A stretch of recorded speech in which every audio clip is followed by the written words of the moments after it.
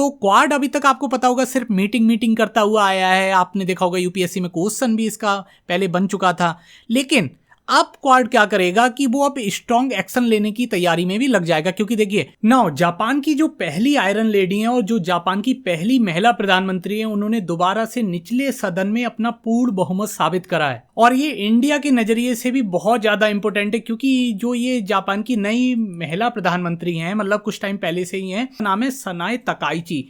और देखिए इनका सत्ता में आना चाइना को काउंटर करने की दिशा में पहला कदम है जापान के लिए, क्योंकि देखिए इनके जो मेन गोल है, जो इनकी मेन आइडियोलॉजी है, वो है जापान की इकोनॉमी को स्ट्रांग बनाना। जब अमेरिका जैसा जो इनका इतना बड़ा साझेदार था, वो अगर इतना अनसर्टेनिटी क्रिएट कर रहा है तो उसके सामने। और आज मैं आपको यही समझाने वाला हूं कि जापान का जो संविधान इतना शांति प्रिय है, वो कैसे अपनी मिलिट्री को स्ट्रांग बनाएंगी सनाए तकाइची, वो भी मैं आपको समझाने वाला हूं। एंड इसके साथ में ये भारत के लिए इतना महत्वपूर्ण क्यों होने वाला है, और क्वाड क्या अब बहुत ज़्यादा एक्टिव हो जाएगा इंडो पैसिफिक के क्षेत्र में, तो वो सब कुछ हम बहुत ही डिटेल में, बहुत ही आसान भाषा में और बहुत ही कम समय में समझने की कोशिश करते हैं। तो चलिए शुरू करते हैं। अच्छा, सबसे पहले मैं आपको ये बता दूं कि जो जापान है और जो चाइना है, इनके बीच में प्रॉब्लम क्या है। तो इनके बीच में सबसे बड़ी प्रॉब्लम है ताइवान को लेकर। यहाँ पर आप ध्यान रखो, ताइवान ही सबसे बड़ी प्रॉब्लम है इन दोनों को लेकर। क्योंकि देखो चाइना बोलता है कि ताइवान उसका पार्ट है, लेकिन दूसरी तरफ ताइवान खुद बोलता है कि भाई हम एक फ्री कंट्री हैं, हम खुद को रूल करते हैं, एक स्वतंत्र देश की तरह हम काम करते हैं। लेकिन चाइना बोलता है नहीं भाई, हमारे होते हुए तुम स्वतंत्र कैसे हो सकते हो। तो वहीं यहाँ पर अब एंट्री होती है भाई जापान की प्राइम मिनिस्टर सनाए तकाइची की। वो सीधे से बोलती हैं कि यदि चाइना अटैक करता है ताइवान पर, तो सीधी सी बात है जापान ताइवान की हेल्प करेगा। अब देखिए यहाँ पर कोई नैतिकता तो होती नहीं है, आप सब जानते हो वर्ल्ड पॉलिटिक्स में। सीधी सी बात है, ताइवान भी एक द्वीप है एंड जापान भी एक द्वीप है। तो अगर चाइना अभी एक द्वीप पर अटैक करेगा तो अगला नंबर हर कोई यही कहता है कि जापान का आने वाला है। तो जापान पहले से ही एक्टिव है कि भाई ताइवान ही ना लिया जाए, तो जापान का नंबर ही नहीं आ पाएगा। इसलिए जापान बोल रहा है कि अगर चाइना अटैक करेगा ताइवान पर, तो जापान ताइवान की हेल्प करेगा। और देखिए इतना महत्वपूर्ण ये बात क्यों हो जाती है, आप कहोगे यार ये तो हमेशा से ही क्लियर है। तो इतना क्लियर नहीं रहा है हमेशा से। यहाँ पर आप देख भी पाओगे कि जो जापान के प्रीवियस लीडर थे, पुराने लीडर थे ना, वो कभी भी इतना खुलकर चाइना के खिलाफ नहीं बोले कि ताइवान की इशू को लेकर कभी उन्होंने कोई बात ही नहीं करी है। एंड इसके साथ में कुछ जापान को नुकसान भी होना शुरू हो गया है, क्योंकि जो चाइना है उसने इकोनॉमिक प्रेशर क्रिएट करना जापान पर शुरू कर दिया है। एंड इसके साथ में जो डिप्लोमेटिक बॉर्निंग वगैरह हैं, अपने डिप्लोमेटिक रिलेशन है, उन्हें भी थोड़ा कठोर करना शुरू कर दिया है। क्योंकि देखिए चाइना खुलकर जापान के लिए वॉर्न कर रहा है कि देखो अगर तुम बीच में इंटरफेयर करोगे हमारे मैटर में, तो सीधी सी बात है हमारे और तुम्हारे रिश्ते अच्छे नहीं रह पाएंगे। आप समझ पा रहे हो। देखो भारत को जो कश्मीर को लेकर स्थिति है ना, कि भारत कश्मीर पर किसी की नहीं सुनेगा, मतलब कोई चू भी कर दे भारत बिल्कुल नहीं मानेगा।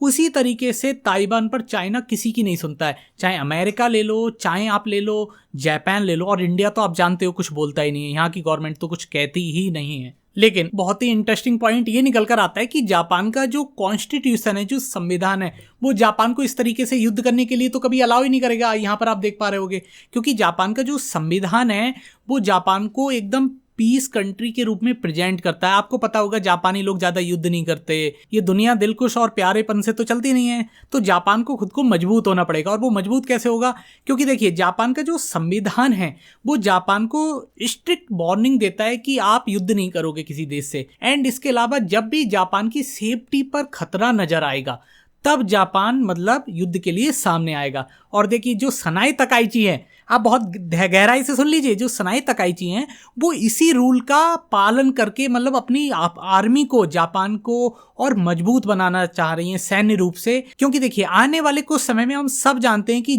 जो चाइना है वो अपने पैर पसारने वाला है, और उसमें जापान भी अगला टारगेट उसका होगा ताइवान के बाद। अच्छा, इसी के साथ में हमें ये भी समझना पड़ेगा कि इंडिया और जापान के रिलेशन कैसे हैं, एंड सनाए तकाइची के बाद रिलेशन किस तरीके से आगे डेवलप होंगे। तो देखिए हम सब जानते हैं भारत और जापान एक बहुत ही मतलब अच्छे दोस्त रहे हैं, क्योंकि देखिए जापान पर परमाणु बम गिरे थे और भारत के साथ चीन और पाकिस्तान ने अलग अलग हरकतें दिखाई हैं। तो दोनों पहले अपने पड़ोसियों से भुगत चुके हैं। तो आज के समय में देखें तो दोनों देश बहुत शांति प्रिय हैं और आपस में बहुत अच्छी दोनों के बीच में दोस्ती है। चाहे वो डिफेंस के क्षेत्र में आप ले लो, चाहे वो टेक्नोलॉजी के क्षेत्र में ले लो, चाहे इंफ्रास्ट्रक्चर के क्षेत्र में ले लो। बुलेट ट्रेन हम किसकी वजह से चलाने वाले हैं? तो हम जापान की मदद से चला रहे हैं, क्योंकि जापान जो है वो इंफ्रास्ट्रक्चर और टेक्नोलॉजी के मामले में मतलब यूरोप से सीधा कंपटीशन करता है। तो देखिए, ये तो बात रही भारत और जापान के रिलेशन की, लेकिन इसके साथ में अगर हम इंडो पैसिफिक पर निगाह डालें ना, यहां पर आप ध्यान रखिए, इंडो पैसिफिक पर अगर हम निगाह डालें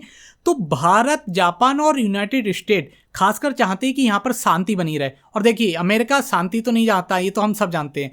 टोटली हम तीनों देश मिलकर यही चाहते हैं कि चाइना को कैसे भी कर इस क्षेत्र में, इंडो पैसिफिक के क्षेत्र में मजबूत होने से रोका जाए। और देखिए, जापान की जो महिला प्रधानमंत्री हैं, जो स्ट्रांग लेडी हैं, और इनकी जो पॉलिसी है बहुत ही ज़्यादा कठोर, वो भारत के हित में हो सकती है, क्योंकि ये इंडो पैसिफिक में जापान को और मजबूत बनाएंगी। एंड जिससे क्या होगा कि चाइना के अलावा भारत और जापान जैसे कई और देश हैं जो इंडो पैसिफिक में और मजबूत हो पाएंगे। तो ये रही इंडो पैसिफिक की बात। अच्छा, अब बात आती है क्वाड की। तो क्वाड को तो आप सब जानते हो, जैसे ट्राइलैटरल होता है वैसे क्वाडलैटरल होता है। तो क्वाड का मतलब होगा, क्वाड तो देखिए बहुत सारे देश में भी बन जाते हैं, मिडिल ईस्ट क्वाड होगा ना, लेकिन जो मेनली क्वाड है वो है इंडो पैसिफिक का। हम देखें तो India, Japan, America and Australia का।